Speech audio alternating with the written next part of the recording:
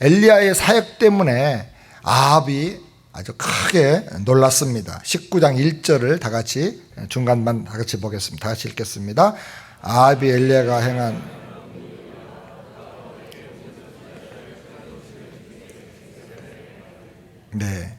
아합이 너무나 큰 충격을 받고 깊은 고민에 빠졌습니다. 그래서 왕궁으로 가서 자기 아내 이세벨에게 엘리야가 행한 모든 일과 또 그가 어떻게 모든 선자들을 칼로 죽이고 이스라엘의 영적인 개혁운동이 일어나게 했는가를 이세벨에게 고했다고 말합니다. 아합이 어떤 사람입니까? 엘리야를 죽이려고 미워서 현상 수배를 걸고 전국을 다 뒤져서 찾고 외국에까지 가서 엘리야를 찾았던 사람입니다. 그런데 이제 그가 그 아내 이세벨에게 자기도 모르게 충격을 받고 막 취해가지고 엘리야가 행한 모든 일을 다 지금 말하고 있는 것입니다. 바알 선자들이 저항도 하지 못하고 수백 명의 선자들이 다 꼼짝없이 처단되고 죽은 사실도 말하면서 이스라엘의 대종교 개혁운동, 각성운동이 일어나는 것을 말하고 있는 것입니다. 그를 통해서 나타난 하나님의 능력과 영적 개혁운동이 얼마나 놀라운 일이었는가, 그것을 통해서 이 아합이 얼마나 큰 충격을 받았는가 하는 것을 우리가 이 한 절에서 읽을 수가 있습니다. 엘리야는 그 당시 모든 사람들의 화제의 대상이었고 왕궁이나 신하들과 모든 고관들의 화제의 대화의 중심 인물이었습니다. 모든 여론이 다 이 엘리야에게 집중되고 있었습니다. 그 내용은 뭐냐면 엘리야를 통해서 이루어진 영적인 승리, 하나님이 하신 위대한 일이었습니다. 사랑하는 여러분, 저와 여러분의 삶에도 이런 은혜가 있기를 주님의 이름으로 축원합니다. 그러나 오늘 우리 교회나 오늘 현대 우리 많은 그리스도인들의 모습을 보면 어떻습니까? 이 시대의 불행은 세상이 교회를 우습게 보기 시작한다는 것입니다.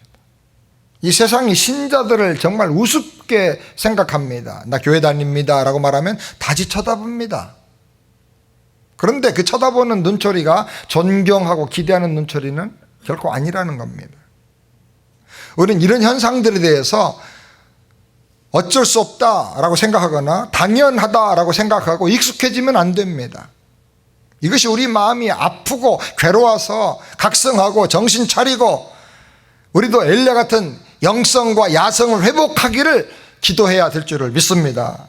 우리 새안의 성도들이 그런 사람들이 되기를 바랍니다.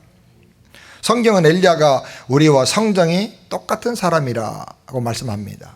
그 말은 우리야도 엘리야처럼 하나님 말씀을 그대로 믿고 말씀 붙들고 기도하고 나가면 이 시대에 우리를 통해서 살아계신 하나님의 능력이 얼마든지 나타날 수가 있다는 말씀입니다. 여러분 동의하십니까? 엘리야의 하나님이 엘리사에게 갑절의 영감을 주셨어요. 그 하나님이 지금 우리에게도 구하는 대로 믿음대로 하나님께서는 갑절의 영감과 은혜를 주시는 것입니다. 아합이 이세벨에게 고한 내용이 과연 무엇일까? 무슨 말을 했을까? 또 오늘 우리는 어떻게 하면 엘리야처럼 강력한 영적 야성을 가지고 변화되는 삶, 상승 곡선을 그리면서 올라가는 삶, 문제를 해결하는 그런 삶을 살면서 하나님의 영광을 돌릴 수가 있을까? 특별히 세 가지를 우리가 꼭 기억하면 좋겠습니다. 첫 번째로 더 이상 디셉 사람 엘리야가 아니라 하나님의 사람이라는 것입니다. 엘리야가 어떤 사람입니까? 우리 17장 1절 한 구절만 보겠습니다. 다 같이 읽겠습니다. 길르앗에 요구하는 자 중에 디셉 사람 엘리야. 엘리야가 처음 성경에 등장할 때 이렇게 등장합니다. 길르앗이라고 하는 지역에 디셉이라고 하는 작은 시골 마을, 거기 사는 엘리야. 그런데 17장 24절에 보면 표현이 달라집니다. 다 같이 읽겠습니다. 여인이 엘리야가 이르되 내가 이제야 당신은 하나님의 사람이시여. 누구? 당신은 누구라고요? 하나님의 사람이시여. 당신 입에 있는 여호와의 말씀이 진실한 줄을 아노라. 당신은 하나님의 사람이라고 말했어요. 정말 위대한 변신이죠. 더 이상 자연인이 아니에요. 디셉이라고 하는 시골 출신의 사람이 아니에요. 전라도, 경상도, 충청도 그런 사람이 아니고요. 하나님의 사람이라는 거예요. 하나님이 붙드시는 사람이라는 거예요. 그를 통해서 영적인 놀라운 일이 일어나는 아주 굉장히 중요한 사람이라는 거예요. 사랑하는 여러분, 저와 여러분도 이렇게 우리 가족들로부터, 우리를 아는 사람들로부터, 우리 이웃들로부터 인정받을 수 있게 되기를 주의 이름으로 축원합니다. 이 말 속에는요, 위기 속에도 절망하지 않는 사람이라는 뜻이 들어 있습니다. 하나님의 사람은 위기와 문제를 만나면 죽겠다고 아우성치지를 않습니다. 하나님의 사람은 큰 사건과 위기 속에서 오히려 더 놀라운 소망을 열어주는 사람입니다. 세상 사람들은 평소에는 강해 보입니다. 멋있어 보이고 많이 가진 것처럼 보이고 뭐가 있는 것처럼 든든해 보입니다. 그러다가도 막상 위기가 다가오면 한 방에 대부분 다 무너집니다. 절망하고 팔자를 탓하고 주변에 있는 사람들에게 책임을 전가합니다. 하나님을 모르기 때문에 위기가 오면 대책이 없어요. 그걸 극복해 나갈 힘이 없어요. 그래서 많은 사람들이 낙심하고 병들고 상처받고 우울증에 빠지고 심지어는 자살까지 선택을 하는 것입니다. 특별히 죽음의 위기가 다가오면요, 그렇게 강하고 그렇게 멋있던 사람도 얼마나 나약해지는지 모릅니다. 하나님을 모르기 때문에 그렇습니다. 그러나 하나님의 사람은 위기가 오면 그 진가가 드러납니다. 믿음의 능력이 더 나타납니다. 그래서 위기를 기회로 만드는 것입니다. 위기와 문제는 하나님의 강력한 능력이 더 선명하게 드러나는 기회라고 믿기 때문인 것입니다. 여러분도 그런 믿음을 가지시길 바랍니다. 하나님 이렇게 큰 일 앞에서 강한 믿음으로 나가고 위기 앞에서 하나님의 살아계신 능력을 드러내는 사람을 가리켜서 하나님의 사람이라 하는 칭호를 주는 거예요. 사랑하는 여러분, 하나님의 사람이라고 하는 칭호를 꼭 놓치지 말고 소유하고 살게 되기를 바랍니다.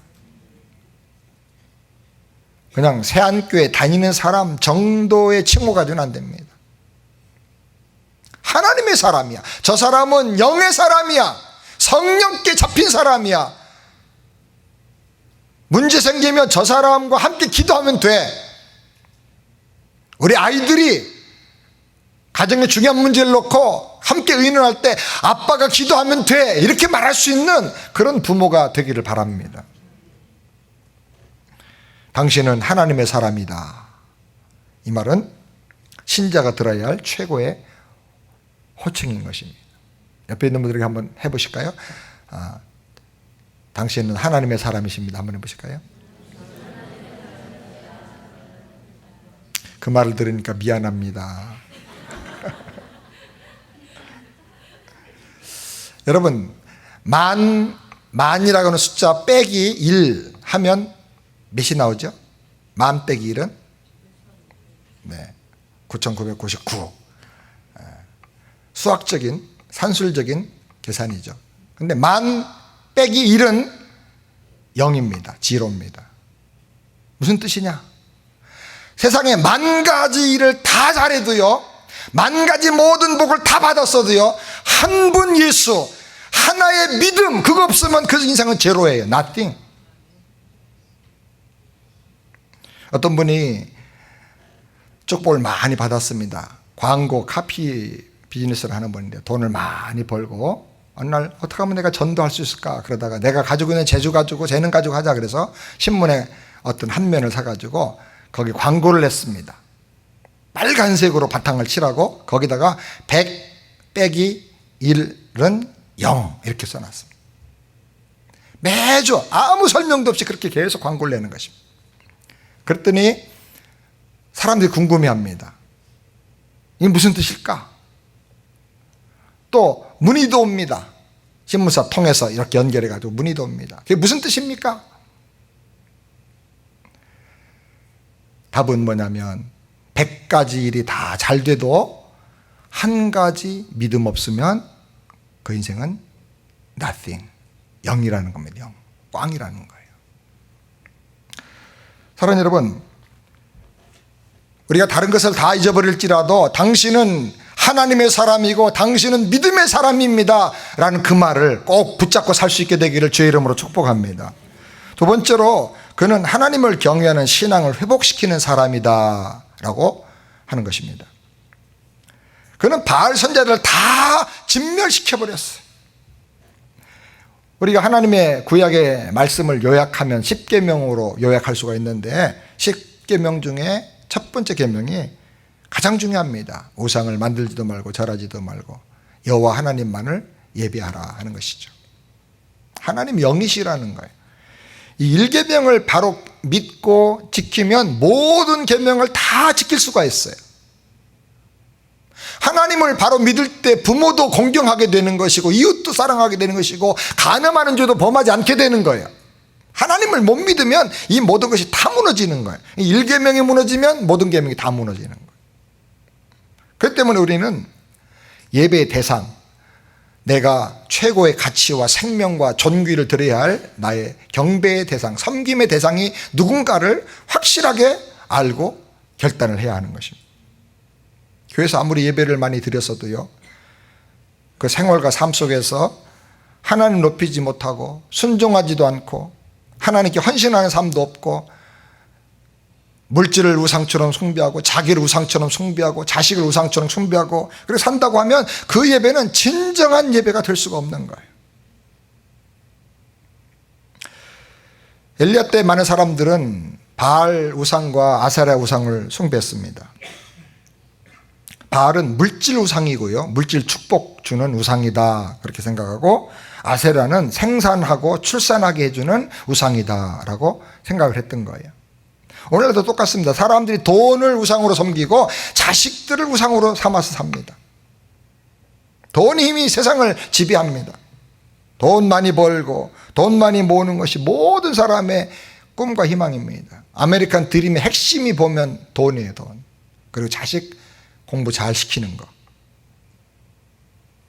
그렇게 해줄 수 있는 직장이 좋은 직장이고 그런 직장에 잘 들어가게 해주는 학교가 인류대학이고 명문대학이고 그렇게 생각을 합니다. 정말 그런가? 그런 대학 졸업하고 그런 직장에 들어가면 정말 다 행복한가? 통계적으로 보면요, 오히려 더 불행합니다. 더 마약 많이 먹습니다. 더 자살지수가 높습니다. 하나님을 믿는다고 하지만 정말 인생 삶의 구석구석에서 결단을 내리고 결정할 때 보면 하나님보다는 돈을 더 높이 평가하고 나를 더 중요하게 생각하고 그래서 살 때가 너무나 많아요. 여러분, 많은 사람들이 자식이 우상이 되었습니다. 이 자녀들은 현대판 아세라 우상입니다. 가정이 소중하고요, 우리 자녀들이 얼마나 귀합니까? 근데 우리 주집사님이 정말 너무 감동적인 것은 간증할 때 보니까 핵심을 딱 잡아서 제자 훈련 핵심을, 남은 생을 청직으로 살겠다. 자식도 내 자식이 아니고 내 새끼가 아니고 하나님이 나에게 맡겨주신 청직이라는 거예요. 하나님의 자녀를 내가 맡아서 잘 양육하고 사랑해주고 돌봐야 된다는 거예요. 자식이 중요하고 가정이 중요한데 그게 우상이 되는 순간부터 우리는 비극의 주인공으로 슬픔의 나락으로 떨어지게 되는 것입니다. 많은 분들이요, 자식에게 올인했는데 도대체 내 인생은 뭐냐, 그 결과가 뭐냐, 그러고 말년에 노년에 막 허탈감에 빠지는 너무너무 많습니다. 많은 현대인들이 자기를 우상처럼 신처럼 섬기면서 자기를 우상화합니다. 무슨 일을 해도 내가 만족해야 되고 무슨 일을 해도 내가 결정해야 되고 무슨 일을 해도 내가 행복해야 되고 내 생각에 맞아야 되고 그래야 그 일을 하는 거예요. 내 생각이 그렇게 중요합니까? 내 생각이 하나님 뜻보다 더 완전합니까? 우린 결단을 해야 됩니다. 18장 40절 말씀을 다시 한번 읽겠습니다. 엘리야가 그들에게 이르되 바알의 선자를 잡되 그들 중 하나도 도망하지 못하게 하라 하매 곧 잡은지라. 엘리야가 그들을 기손 시내로 내려다가 거기서 죽이니라. 엘리야는 모든 우상 선지자들을 다 하나도 도망 못 가게 하고 다 잡아 죽였다 그랬어요. 좀 영적으로 우리에게 적용하면 우리 안에 있는 이 우상적인 요소들을 하나도 빠져나가지 못하게 완전하게 해결하고 처단을 해야 된다는 거예요. 오늘 우리는 영적인 전쟁 중에 있습니다. 영적 전쟁에는 후방이 없어요. 우리는 매일의 삶 속에서 최전선에서 치러지는 전쟁을 항상 경험하고 사는 것입니다. 전쟁은 죽느냐 사느냐의 문제예요. 잡히거나 지면 포로가 되든지 아니면 죽습니다. 승리하면 모든 것을 승리와 영광을 누리는 것입니다. 우리는 영적인 전쟁에서 승리자가 되어야 할 줄을 믿습니다. 이스라엘 역사를 보면 영적 전쟁에서 패한 역사입니다. 항상 역사적으로 보면 바알 우상 문제가 끊임없이 계속되어 왔어요. 하나님께서 선지자를 통해서 계속 책망한 핵심 중의 핵심은 이 바알 우상, 아세라 우상을 버려라는 거예요. 하나님을 하나님으로 믿으라는 거예요.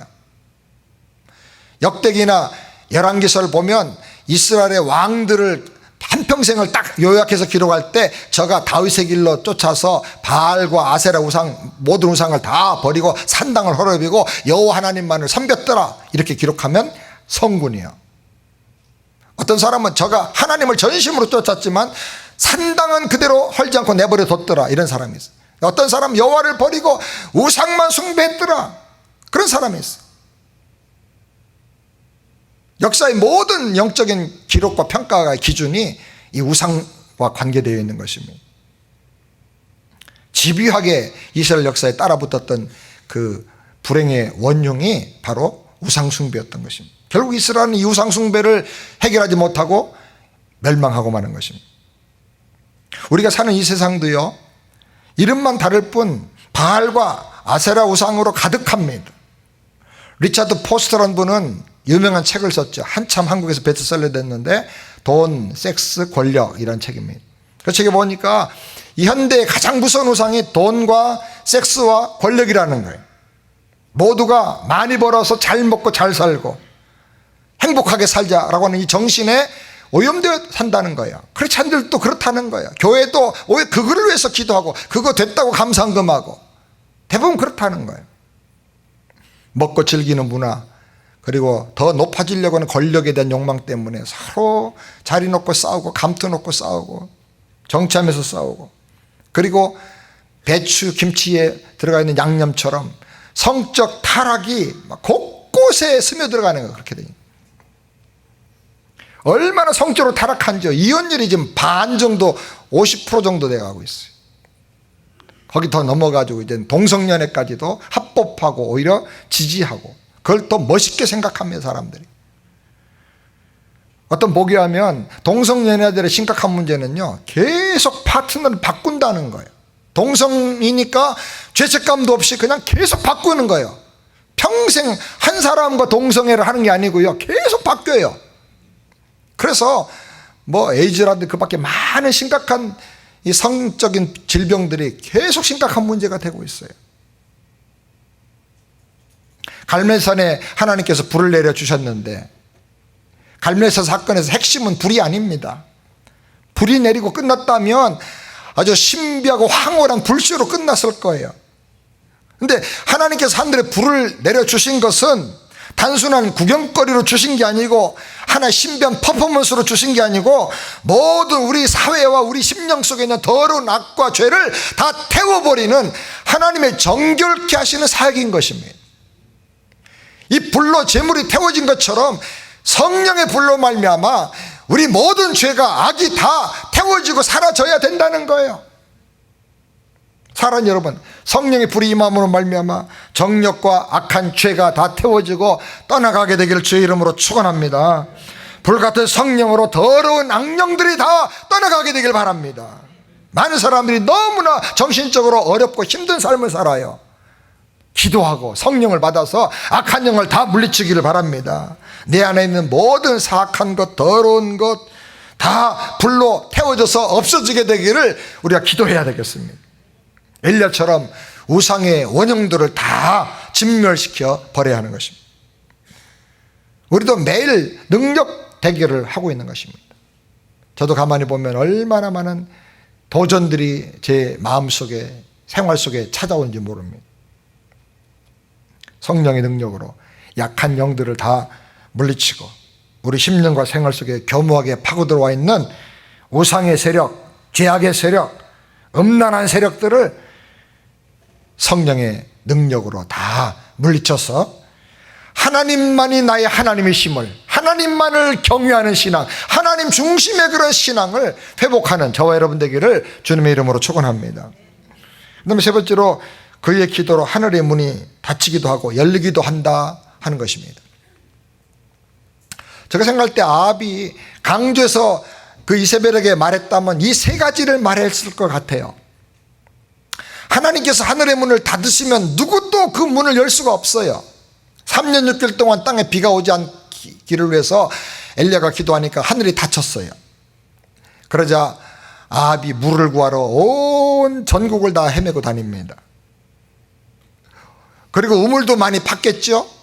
사람들과 군사를 동원해가지고 낮은 물 수원지 근원을 찾아서 물을 퍼올리는 그런 역사도 했겠죠. 하루 이틀은 가능합니다.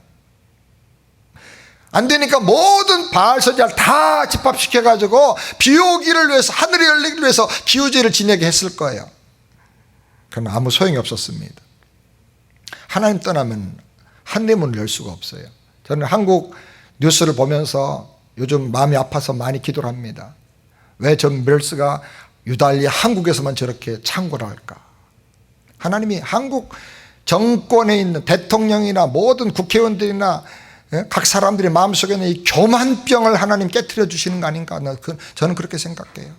시청각 광장에서 전 세계 무슨 동성애자들 대회를 열려고 하고, 시장이란 사람은 한국이 동성애를 유일하게 합법하고 어떻게 하는 나라가 제1호 나라가 되기를 자기는 소원한다고 그러고 연설하고 다니고. 그래서 하나님께서 제일 믿었던 것이 다 무너지게 하는 거예요. 한국이 지금 의료 강국입니다. 수술하려고 다 한국으로 가는 판이에요. 지금 일부러 그 여행하는 거, 치료 여행을 얼마나 패키지 여행해요. 그런데 그 병원문이 다 닫혀버렸어요. 아무도 안 오는 거예요. 지금 가장 잘 한다는 삼성병원이 무너졌어요. 자부심과 교만으로 꽉 차 있는 그걸 하나님이 깨트리시는 거 아닌가. 저는 영적으로 그런 메시지가 와요.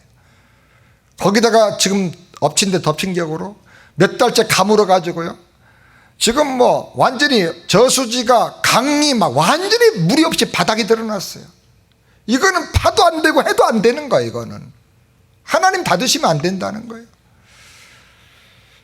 저는 교회가 나서서 기도하고 또 한국 국민들이 하나님 앞에 이때 정말 겸손하게 엎드릴 수 있는 그런 은혜의 보좌 앞으로 나가는 기회가 됐으면 좋겠다 생각합니다. 백성들은 말할 것도 없고요, 아합 왕의 왕궁에도 물이 없어가지고 물을 먹기도 힘들고, 식물들은 이미 다 말라 죽어버렸고, 가축들이 죽어 나둥글고, 군대에 키우는 군마들, 이게 나라 지키는 군마들까지 다 죽게 됐어요. 방법이 없어요. 이제 3년 6개월 동안을 그렇게 방법 없어가지고 절망하고 있었는데 엘리야가 기도했습니다. 어떤 일이 일어났습니까? 야고보서 5장 17절 말씀 다 같이 함께 보겠습니다. 엘리야는 우리와 성령이 같은 사람이로되 그가 비 오지 않기를 간절히 기도한즉 3년 6개월 동안 땅에 비가 오지 아니하고 다시 기도하니 하늘이 비를 주고 땅의 열매를 맺느니라. 엘리야가 기도하니까 하늘의 문이 닫히기도 하고, 기도하니까 3년 6개월 동안 우루가 내리지 않던 이 땅에 막 축복의 소나기가 쏟아지는 거예요. 영적인 실력으로 하나님의 사람인 것을 증명해야 되는 거예요. 따라서 합시다. 영적인 실력으로 하나님의 사람인 것을 증명하고 살자. 가족이 힘듭니다. 직장이 어렵습니다. 우리가 속해 있는 회사가 어렵습니다. 나라가 힘듭니다. 그때 우리가 기도하고 부르짖어 가지고 하나님의 능력을 받아 가지고 영적으로 해결해 나가야 돼요. 신자라고 하면 세상을 압도하는 모든 문제들을 풀어내가는 그런 탁월한 통쾌한 능력이 있어야 됩니다. 그 능력은 하나님께서 기도를 통해서 주십니다. 하나님 나라는 말하지 않고 능력이 있다고 그랬습니다. 그런데 그 능력은 기도 외에는 다른 것으로 이런 능력이 나갈 수가 없느니라. 기도는 절망을 거부하는 거예요. 기도하는 사람은 절망하지 않아요. 모든 사람이 다 절망해도 기다려봐, 기도해보고 하나님께 SOS 치면 돼. 그리고 하나님 앞에 부르짖는 게 그게 기도자의 모습이에요. 기도는 어떤 위기와 문제 속에서도 성급하게 안 된다는 말 안 합니다. 못한다는 말 안 합니다. 할 수 없다는 결론을 내리지 않습니다. 기도는 무한한 가능성의 문을 열어주는 거예요. 다 안 돼도 기도하는 사람이 기도하면 되는 거예요. 아멘입니까? 하나님이 하늘의 문을 열어주시는 거예요. 큰 일이 생겼을 때 떠드는 사람 많습니다. 문제가 생기면 책임을 떠넘기고 저 사람 때문에 그렇다고 한 사람 희생양 삼아서 막 비판하고 손가락질 내대고, 그러나 문제를 끌어안고 기도하는 사람이 별로 없어요. 우리 새안의 성도들은 문제를 끌어안고 기도해서 해결해내는 하나님의 사람이 되기를 바랍니다. 우리 안에 있는 패배주의를 걷어내야 돼요. 안 된다는 말, 끝났다는 말, 할 수 없다는 말, 불가능하다는 말 함부로 하지 말고, 그래서 하나님을 무시하고 하나님의 능력을 제한할 필요가 없는 거예요. 내 힘으로는 안 되지만 하나님께는 모든 것이 가능한 줄 믿습니다. 기도의 자리로 나가게 되길 바랍니다. 사업이 어렵습니까? 원인 모를 질병이 있습니까? 심각한 어떤 문제가 있습니까? 작정하고 한번 기도 한번 해보세요. 기도다운 기도를 한번 드려보십시다. 능력이 사라지고 영권이 약해지고 성령의 감동이 말씀을 들어도 찬양을 해도 예배를 드려도 없다 그러면 한번 결심하고 작정하고 기도할 필요가 있어요. 2, 3일만 한번 뜻을 정하고 기도해 보세요. 그럼 하나님께서 반드시 은혜를 주십니다. 약속의 말씀을 붙잡고 엘리야처럼 불타는 가슴으로 기도하면 하나님은 하늘의 문도 열어주시는 것을 믿으시길 바랍니다. 기도하면 하나님 응답하시고 그 일을 이루어 주시는 걸 믿으시기 바랍니다. 기도하면 네가 알지 못하는 크고 비밀스러운 놀라운 일을 보여주겠다고 약속하셨습니다. 기도하면 마음의 슬픔과 상처를 다 치유해 주시고 우리 마음속에 그동안 해결 안 돼가지고 쌓이고 쌓였던 모든 원한과 아픔을 한꺼번에 다 풀어주시는 것입니다. 기도하면 하나님 평강이 예수 안에서 우리 마음과 생각을 지켜주시는 것입니다. 그렇게 좋을 수가 없어요. 천국이 바로 이거구나 할 정도의 그런 평강이 우리 마음에 오는 거예요. 기도하면 성령을 부어주신다 그랬어요. 기도해서 우리가 성령의 충만함을 받게 되기를 주의 이름으로 축원합니다. 아합이 말했어요. 하나님의 사람 엘리야가 기도할 때 하늘이 열리고 축복의 소나기가 쏟아졌어. 내가 봤어. 하나님의 사람 엘리야가 기도하니까 하늘에서 불이 내려와서 그 희생 제물이 다 제단에서 불태워졌어. 하나님이 살아계신 걸 봤어. 하나님의 능력이 엘리야에게 임하니까 내가 모는 병거의 말보다 더 빠르게 내 앞에서 달려가는데 30km까지 이스라엘까지 달려왔어. 내가 그거 봤어. 똑똑히. 내가 들으니까 엘리야가 기도하자 죽었던 사렙다 과부의 아들이 살아났대. 내가 더 들으니까 3년 반 흉년 동안에 엘리야가 기도하고 축복하니까 한 군밖에 없던 사렙다 과부의 가루통에 가루가 떨어지지 않고 한 방울밖에 없던 그 기름병에 기름이 메마른 적이 없었대. 사랑하는 여러분, 이렇게 내가 본 얘기, 이렇게 내가 들은 얘기, 부인할 수 없는 그런 신선한 간증들이, 충격들이 우리 주변의 사람들에게 입에서 나오게 되기를 주의 이름으로 축원합니다. 예수 믿는다면 그렇게 살아야 되지 않겠습니까? 이번에 하나님께서 인도하셔서 우리 성도들이 더 한마음 한뜻으로 단합이 되어서 지난 공동회에서 건축을 하기로 결정을 했습니다. 모든 과정을 통해서 저는 그냥 건물 짓는 게 아니라 믿음의 집을 짓기를 원합니다. 우리 믿음의 집이 좀 지어졌으면 좋겠어요. 크게. 그리고 우리 기도의 집이 세워지게 되길 바랍니다. 기도하면서 함께 하나님이 우리 기도를 들어주시고 하늘의 문이 열려서 축복해 주시고 정말 이런 과정을 통해서 정말 하나님의 사람들이구나, 저분이 정말 하나님의 사람이구나 서로가 확인하고 기뻐하고 간증하는 그런 은혜가 있게 되기를 우리 주님의 이름으로 축원합니다.